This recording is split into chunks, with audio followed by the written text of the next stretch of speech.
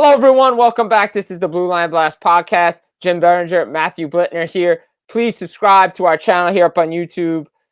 Like this video, comment below.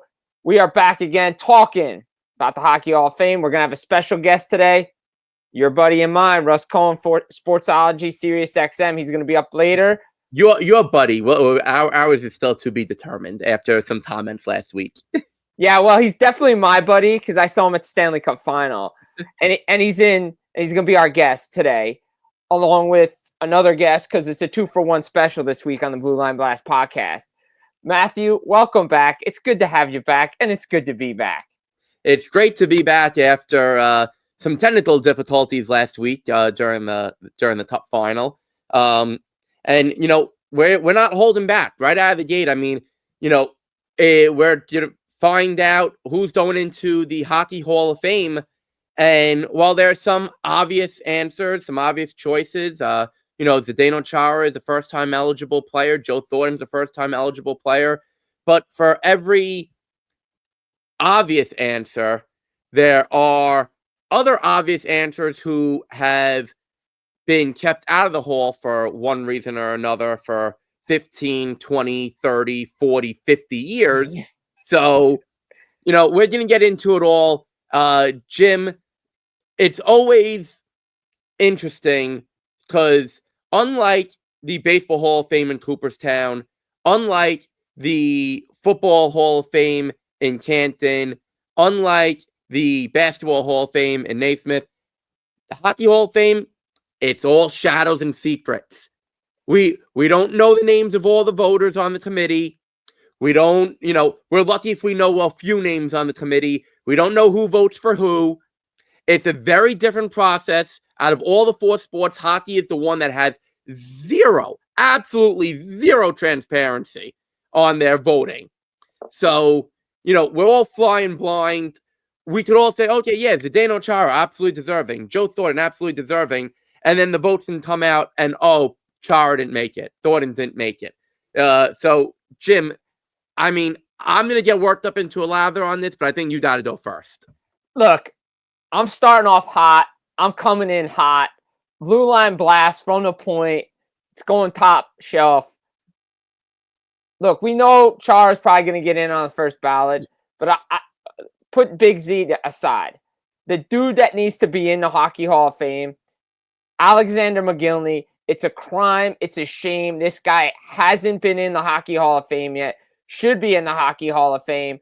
When the announcement comes, 89, what he did in Buffalo, Vancouver, New Jersey, Toronto, with the Soviet Union defecting, the way he came over, putting up 70-plus goals in his rookie season, along with Timo Solani. That year, that 1993 year, which was so great in the National Hockey League, he won a Stanley Cup with New Jersey. He was a vital part of that team that went to back-to-back Stanley Cup finals with the New Jersey Devils, playing alongside Scott Gomez. I mean, this guy, all his statistical numbers, triple goal club.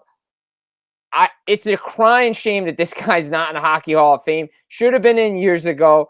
Still don't know why he's not in. No one wants to give a right explanation. As like you said, it's all secrets. It's all secret ballots. It's like double secret probation at like Animal House because no one knows why. And you try to talk to people and they're like, oh, well, it could be the Russian thing. Oh, he doesn't speak great English. Come on, Pavel Datsyuk just went in the Hockey Hall of Fame. All right? Like, we can put that aside. Alexander McGillney needs to be in the Hockey Hall of Fame, plain and simple. Oh, he absolutely does. I 1,000,000% agree with you that McGillney should have been in the Hall of Fame years ago. That he's not now, I mean, we don't know what happened all those years ago to prevent him from going in on the first, second, third ballots. As you mentioned, some people say, oh, well, the Russian thing, in today's geopolitical climate, okay, if you really want to say that that's an issue, but then again, as you said, Datsyuk went in.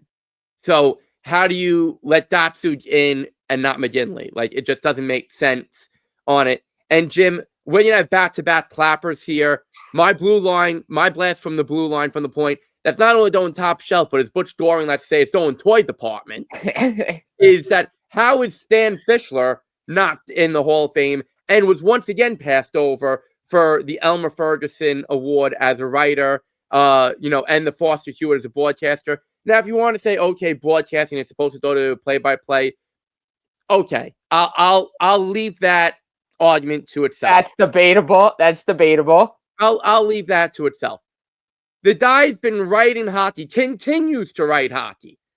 He's been writing hockey since 1954. Jim, it's 2025. Okay. I hope I have that long of a career, man. God bless him.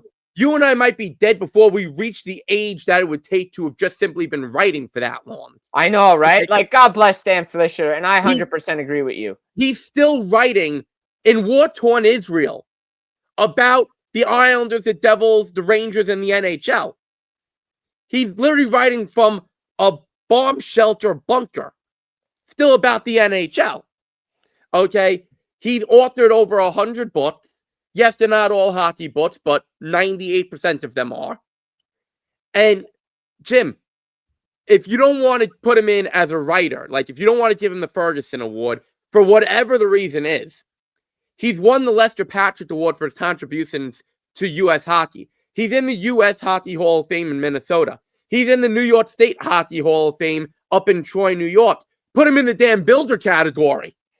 Yeah, seriously, just put him in the builder category. I don't understand why it's taking so long for a guy like Stan Fischler to be put in the Hockey Hall of Fame. Great on TV, great analysis. Look, I don't know who's running the Twitter account, but it's funny. Oh, that's him. It's him running his Twitter account. Look, it's hilarious because some of his takes are out there, but hey, it's Stan. You know what? Matt and the Maven was so great on TV. Chuck the Duck, like everything you grew up watching, Fox Sports New York or MSG. You know that stuff. And Stan's such a great guy, knowledgeable guy, has history of the game. He knows it all. He's seen it all, right? He's seen it all. Like, this dude has seen it all. And I still don't understand why he's not in the Hockey Hall of Fame. I don't get it. Should be in the builders category. Agreed, should have won the Ferguson Award just because of his work.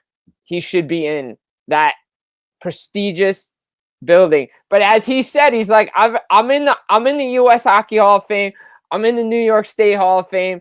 Does it really matter? I'm not in the Hockey Hall of Fame. He seems to be okay with it, but I know it would mean something special for him to see it in his lifetime. Like, let's be honest. I think too many times guys go in the Hockey Hall of Fame, i.e. Pat Burns, when, their time on this earth passes them by. And Pat Burns should have been in before he passed away. It was a shame he wasn't.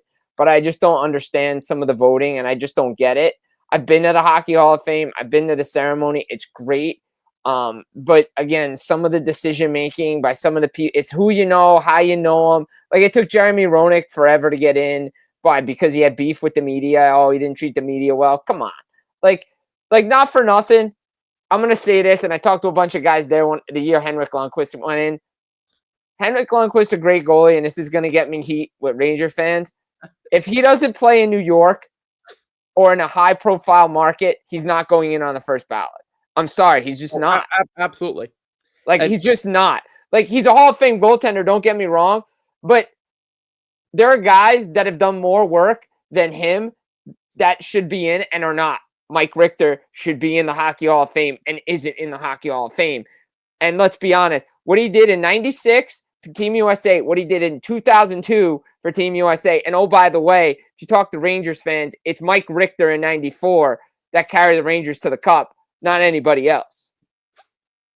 Look, I mean, you stole my answer. I was going to say, Mike Richter deserved to be in long ago, and if he's not in, Richter had to go in before Lundqvist. Oh, 100%. And, that's just an abomination right there. And then I know the Hockey Hall of Fame voters took some steps to rectify their goalie issues last year, because the goalie position is the least represented out of all the positions, and it's not even close. Like, it's not like you can say, oh, well, there's the next closest is 70, wingers compared to 68 goalies. No, like, the next closest is like more than double what the goalies are. So it's just insanity. And just to close out, Pat Burns, that was one of the most egregious mistakes. Stan's 93 years old. Yeah. Okay. How he's not in is an absolute travesty. And I will say this, I'm not going to call out the Elmer Ferguson winner who said this to me. But there is a former former Elmer Ferguson award winner who I spoke to for an article a couple of years ago. Again, I don't want to name him because I don't want to disrespect him. Who said this. Well, Stan was never the one to be breaking news in his articles, so people weren't going to read him before they were going to the newsbreakers. Okay, first of all, Stan wrote plenty of stories over his career. Yeah. But, all right, even if you want to say that, how many Elmer Ferguson winners and writers are in the Hall of Fame who were not newsbreakers? There's more non-newsbreakers than there were newsbreakers in the Elmer Ferguson category. You really want to use that as a defense? Again, yeah, that's nitpicking, and like that's nitpicking, and that's kind of like when you're looking at players, right? Like in the draft, or you're looking at stuff along the way. Oh, what can we knock on somebody? It's like, come on, like not for nothing. Like I get it, right? Like we know, like I said before, Zdeno Chara is going to go in. Joe Thornton's going to go in on the first ballot. Duncan Keith's on the list, right? Ryan Getzlaf's a first-time guy. Like, he's on there for his first-year eligibility. Do I think he gets in eventually? Maybe. Spets is there. PK Subban's there. The goalie category, you got Holtby, Devin Dubnyk, Carey Price, Tuukka Rask, Mike Smith are first-year eligibles. Price will get in eventually. He's not a first-year Hall of Famer, in my opinion. But I got to ask you one. Since we talk Devils on this program, I have to ask you this. We've mentioned McGillney. The other guy. Oh, by the way, I spoke with John Madden this year, who works for the Utah Hockey Club, Utah Mammoth now. And he said, this guy should be in the Hockey Hall of Fame. McGillney, that is. You know who he said should be in the Hall of Fame as well? Guy won 2 Stanley Cups with, Patrick Elias, because he said he was underrated as a two-way player. Patrick Elias. That's a guy that should be in, because you know what my case is? If Daniel Alfredsson's in and Henrik and Daniel Sedin are in the Hockey Hall of Fame, why isn't Patrick Elias in the Hockey Hall of Fame? Great point. But, Jim, I'm going to raise you one right now. If we're playing stakes. And I'm going to stay with the Devils. I'm going to stay with the Devil here. Now, not a career-long Devil. So I do want to preface that. I don't want to. I'm going to raise you one. Yes, Elias should be in. Jim, how in the HE double hockey sticks is Bernie Nichols not in? Great call, man. Great call on Bernie Nichols. Hold on. Bernie Nichols, and I'm looking up his hockey reference page right now, has 1,127 games played. Jim, he has 1,209 points. Okay? 475 goals. Guy scored 70 goals in 1988-89 with the Kings. Okay? This guy was one of the most prolific goal scorers of his generation, of his era. How is Bernie Nichols? And you want to say, oh, well, maybe he didn't do it long enough because he didn't get 500 goals. Look at his peak years. Jim, Bernie Nichols? I don't, like, I love Elias. We both cover the Devils. He belongs in. But Elias's peak numbers were not what Bernie Nichols' peak numbers were. How is Bernie Nichols not in? I agree with that. I mean, look, that's a fair point. I'll give you that. That's a fair point. Nichols over Elias. I'll give you that one. But I'm just saying. They are 2 different types of players. So absolutely, because Elias played in a system where it was more defensive-minded, right, with the Devils, right? But he still put up great offensive numbers, especially with that A-line with Arnott and Sikora. You got Patrick Marleau's on that list. Theo Fleury still eligible for Hall of Fame, right? Those are guys that should be in. Keith Tkachuk's another guy that should have gone in. Again, Bernie Nichols, like that's a dude that should be in there. When you score 70+ goals in a season, there's not too many dudes that do that, right? Not many guys, and one of those guys are in couple of those guys are in the Hockey Hall of Fame, if I believe. Teemu Solani's in, Wayne Gretzky's in, Mario Lemieux, Luc Robitaille is in there. So McGinley's not. McGinley's not, which is I don't know, but again, I'm not on the committee. And look, there's also, I'm not just sticking with NHLers here, right? I'll say this. There's definitely some of the female variety that should be in there as well. I know Cassie Campbell was on the board, the committee that voted, so she wasn't eligible to go in. I think she's a Hockey Hall of Famer, especially what she did for Team Canada. I think she's definitely should be one of those players that have gone in for me. Oh, absolutely. And speaking of women's, players, Jennifer Botterill. Absolutely, 100%. Like, first of all, not only as a player, have you seen her as an analyst on TV? Yes. Her work and what she does to help grow the game of hockey outside of being an analyst and her role as a player. Jim, I mean, I don't know how she wasn't one of the very first women in, like, when they changed up the voting format. Yeah, I don't know. I don't know how that didn't happen. I'm very, very surprised that didn't happen. She definitely deserves to be in the Hockey Hall of Fame for sure. Yeah, so, I mean, I'm sure we're catching a lot of heat with all these comments. I'm sure, if any of the voters out there are watching or listening to us on our various, either the YouTube channel or iTunes, Spotify, whatever, I'm sure they're probably saying, well, repercussions need to come the way towards these two guys. But bring it on. Bring it on. Honestly, like, there's more, as much as the Hockey Hall of Fame, and I'm a proponent of small hall, not big hall. Like, we're not naming big hall type player. Like, we're naming people who should be in the small hall. So, like, it just is not fair what these people are doing. And the people who are already in, I mean, hats off to the people who are already in, because we see how difficult it is for people to get in. And it's just time that the voters right their wrongs. 100%. They need to right the wrongs. Guys got to get in. You got Fischler. I got McGinley. I mean, plain and simple, just put him in the Hockey Hall of Fame. Let's go. What are we doing here? Absolutely. And Jim, I can see that our guest, Russ Cohen, our special guest, is ready and waiting. So, let's have a word from our brief non-existent sponsor before we go to Russ to talk about the draft and the Flyers and Ducks trade of Trevor Zegras.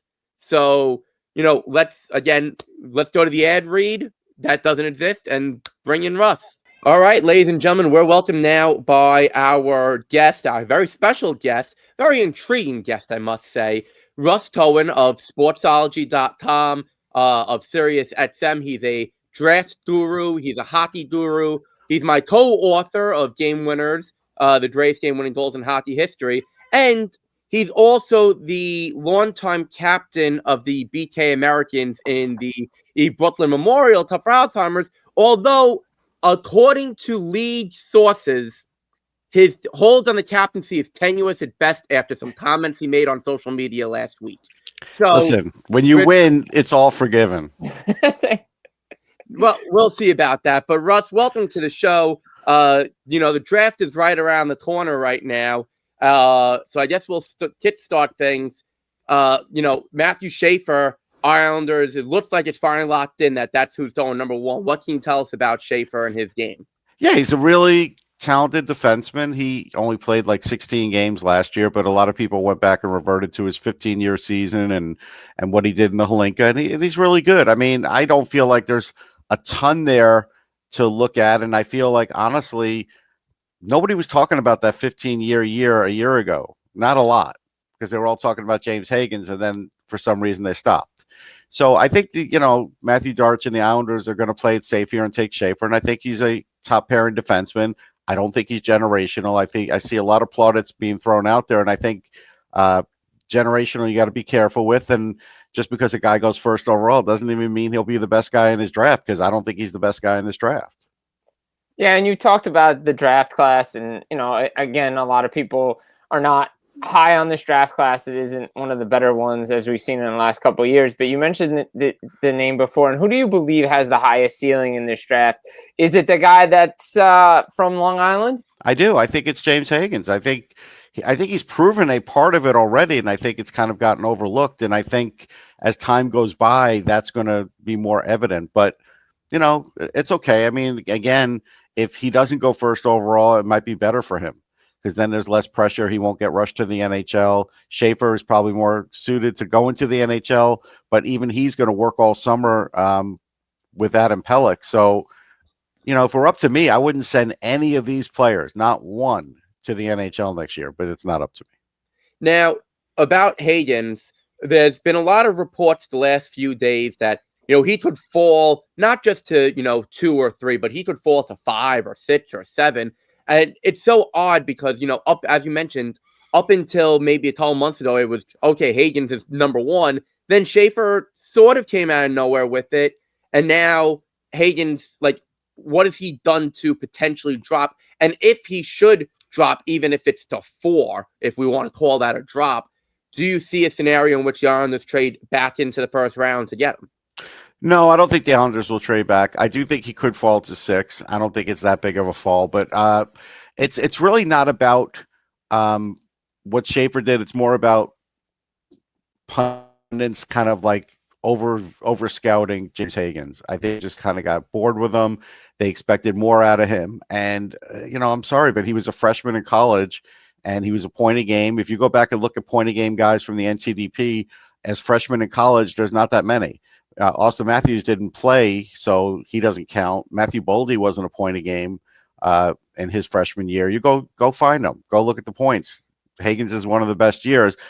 And again, I pointed out that, in the Big East championship game, they lost, but he scored the goal. He tried to bring them back. And, the next game, he scored an overtime goal. He scored a big goal when he won gold in Canada. I get it. Schaefer looked great for Canada for 2 games, and then he got hurt. So, hey, this is a situation where if James Higgins were 6'1", we wouldn't even be having this discussion. Is this, and we look at it, because one of the guys that, stood out at the combine I've seen, is this like the Florida effect? Like you look at these guys, like, like a Brady Martin where he's coming out like, oh, I'm playing like the Florida Panthers guys. Is that something that we're seeing in this draft because some of the smaller guys are getting overlooked? They want these big guys because of what's going on in Florida right now with the Panthers? Yeah, I mean, the teams have direct input for the combine, and there were only like 10 to 12 players that were under 6 feet in the entire combine out of 90 players. So you don't have to do the math to figure that one out. This is going to be one of the bigger drafts. Bigger doesn't always mean better. There are a certain amount of smaller guys that definitely don't make the league because they're smaller. And then there's a certain amount like Cole Caulfield that overcome the odds. So you have to figure out who they are. And I think Higgins is one of them. And he's not small. He's like 5'11", and now he's 185 pounds.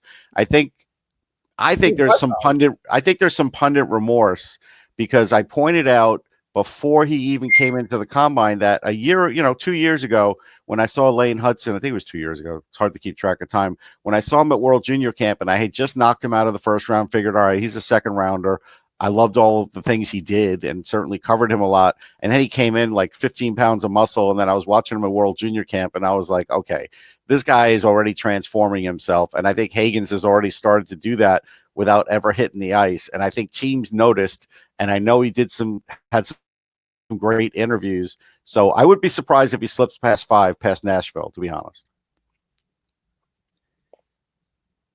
So, with that being said and everything, we want to get away from Higgins and Schaefer because they're not the only 2 people in this draft. No, they're not. Yeah.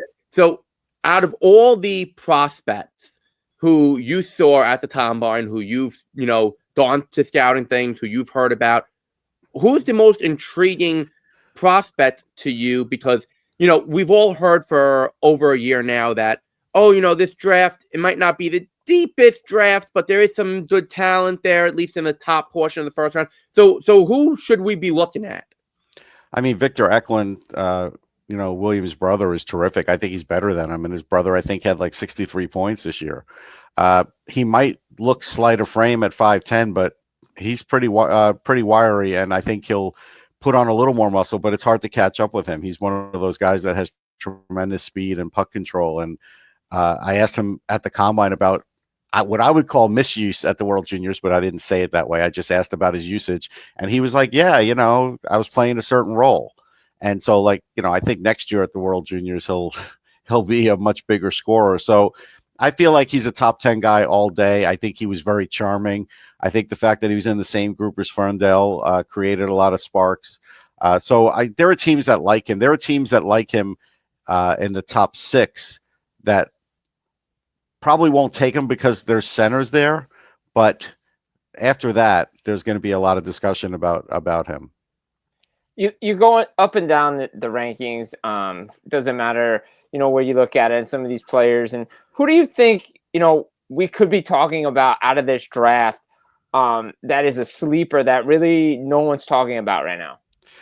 It's hard to find one that no one's talking about because, like, the edict for content out there is just so demanding now. I would say we'll go with Jacob Izwozniak. He's a big forward, very good scorer. Like, he ripped it up in the U18s for Sweden.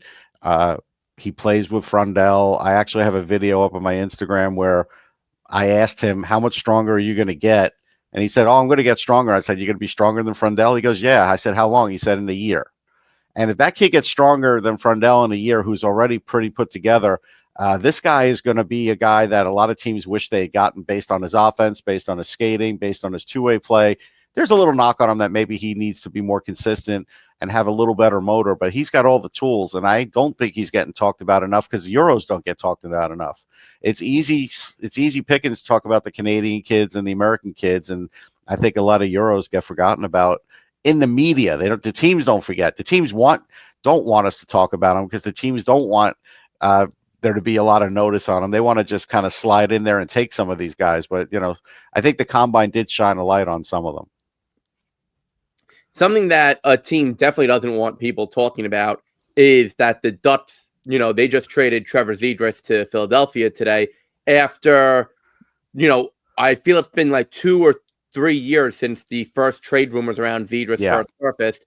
The Ducks clearly didn't want this to become a talking point just in the manner of which they went about it. But here we are, you trade a guy like Trevor Zegras, it's going to be a talking point.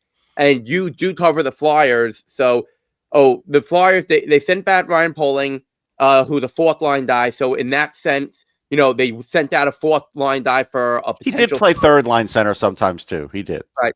And 2 draft picks, one being a fourth-rounder, which seems to be the going rate in the last... But a second in this draft. And the second was... it was something like 46. They didn't want... No, 40. I think it was 40. But they didn't want to trade the other one because the other one was from the Ducks in the Gauthier trade. So clearly the Ducks didn't want their own second back. Right. So who do you, just from the Flyers standpoint, what are you seeing out of Zegras? And as someone who's been around the league, what do you see out of Zegras? Is this going to be his make or break opportunity? It is a make or break. It's, Bob Murray's a part of the Flyers group. He's just kind of like a consultant in the background. And so he was around the GM with Drysdale. He was, a big reason they brought Drysdale over. He's had mixed reviews.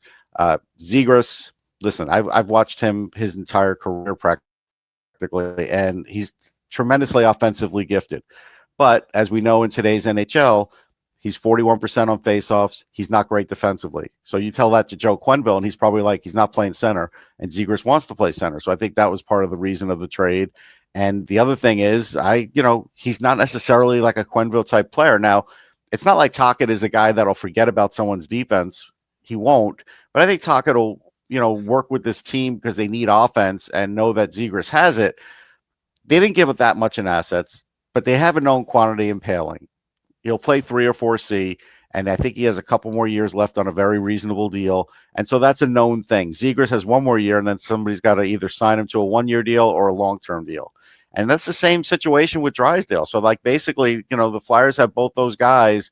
And, I think Zegras can get his 60, 65 points. I don't know if he's getting more. I don't think he's playing 1C. He might play 2C. I don't even know if he'll, in the end, will be playing center. So I think, those are the interesting parts, because if he doesn't play center, you could pay him less money on a longer-term deal. But then you have to kind of ask yourself the question, all right, do we need him that badly, or do they retrade him at some point? Or do they say, hey, he has worked out at center, he's a 2C, but now we're going to have to pay him like, I don't know, $7.5 million for 8 years, something similar to, what's being asked from some of the younger players like Rossi. So, I think it's a good swing to take because asset-wise, they didn't give up much, but it's also a thing where, he's going to have to fit in and kind of reprove himself. I think he'll be anxious to do that. He's from New York. He's a Westchester guy, so I think his family could watch him a little more often now than they could in Anaheim.